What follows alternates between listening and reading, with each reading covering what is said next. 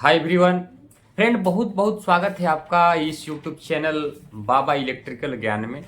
Friend, आज इस channel के माध्यम से हम आप लोगों तक बहुत ही अच्छी जानकारी लेके उपस्थित हुए हैं, जो कि देखिए आमतौर पे गर्मियों के मौसम में हम स्टेबलाइजर लगाते हैं घर, लेकिन आपको क्या क्या चीज़ें ध्यान में रखनी है और क्या चीज़ें ध्यान में रखकर स्टेबलाइजर को लाना है ताकि स्टेबलाइजर आपका बराबर वर्क कर सके।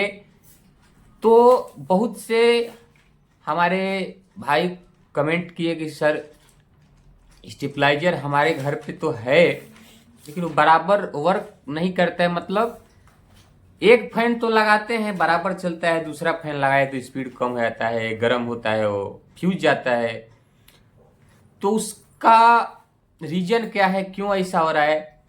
हम सोचे इस पे एक वीडियो बनाएं, आप लोगों तक कुछ हमें अगर कुछ मालूम है, हमें कुछ अगर जानकारी है तो आप लोग को भी वो जानकारी होना चाहिए। यही सब चीज़ें आप लोगों के बीच अच्छी अच्छी जानकारी हम लेके आपके बीच पहुंचते हैं, क्योंकि आप कुछ सीखें, कुछ जानें। फ्रेंड, सबसे पहले स्टेबलाइजर जब आपको लेना है तो कुछ चीज़ें ध्यान में रखनी है। क्या कि आप जब समझिए स्टेबलाइजर लेते हैं तो आपका वो स्टेबलाइजर आपके घर के लोड के हिसाब से सही है कि नहीं है, ये आपको ध्यान में रखना है पहले। क्योंकि देखिए जब स्टेबलाइजर आप लेते हैं तो वो स्टेबलाइजर आपके घर के लोड के हिसाब से सही है। आपका घर पे जितना एम्पियर का लोड है वो एम्पियर के लोड में वो चल सकता है का, पहले ये ध्यान में रख के लाना है आपको। जैसे एग्जाम्पल, आपके घर पे समझिए 15 एम्पियर, 20 एम्पियर, 25 एम्पियर, जितना भी, पहले क्या कर लेना है आपको, लोड को चेक कर लेना है।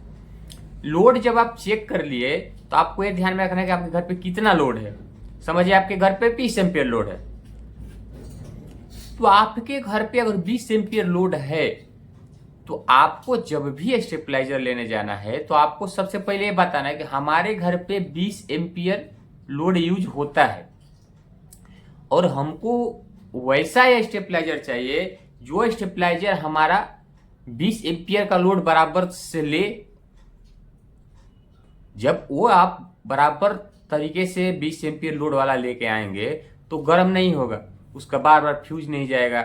एक पंखा चलाइए, 2 पंखा चलाइए, 3 पंखा चलाइए, स्पीड पंखे का कम नहीं होगा, क्योंकि आप बराबर आपके घर के लोड के हिसाब से लाए स्टेबलाइजर। अगर यहीं आप बिना कुछ चेक किए अंदाजे लेके आ जाएंगे तो आपके घर पे 20 एम्पियर लोड है और आप छोटा कैपेसिटी का स्टेबलाइजर लेके आ गए तो हाँ, गर्म होगा ही, बार बार फ्यूज जाएगा क्योंकि उस पर ओवरलोड हो रहा है। तो ये सब चीजें ध्यान में रखनी है। दूसरी बात, आपको जब भी स्टेबलाइजर लेना है, देखिए क्या ये कुछ छोटी छोटी चीजें जाननी पड़ती है, तब जाके आप कौन सा भी चीज को सही लेके आते हैं घर पे। छोटी छोटी चीजें अगर न जानते हुए आप लेके आते हैं तो सही वर्क नहीं करता है, बराबर से नहीं चल पाता है। जैसे अभी आप तो जान गए कि हमको लोड को चेक करना है, उसके साथ साथ कुछ और बातें हैं जो कि आपको ध्यान में रखनी है। वीडियो को लास्ट तक बने रहिएगा। देखिए, चैनल पे अगर नए हैं, हमें नए देख रहे हैं तो सब्सक्राइब जरूर कर लीजिएगा, क्योंकि ऐसे ऐसे वीडियो हम आप लोगों तक पहुंचाते रहते हैं।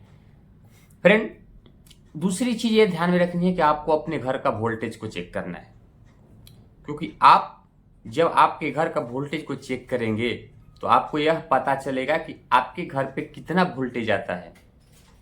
अगर आपके घर पे 100 वोल्ट आता है तो आपको बताना है जहां से आप स्टेबलाइजर लेने गए कि हमारे घर पे 100 वोल्ट आता है, और सिंगल फेज में कौन सा भी हमारा अप्लायंस है सो सिंगल फेज का, उसको चालू अच्छा से वर्क करने के लिए 210 से 220 वोल्ट लगता है। अगर 220 वोल्ट मिला तो बराबर तरीके से वर्क करता है। तो उनको बताना है कि हमारे घर पे 100 वोल्ट आता है और 100 वोल्ट से जो 220 वोल्ट स्टेबलाइजर बना सके वही स्टेबलाइजर हमको चाहिए।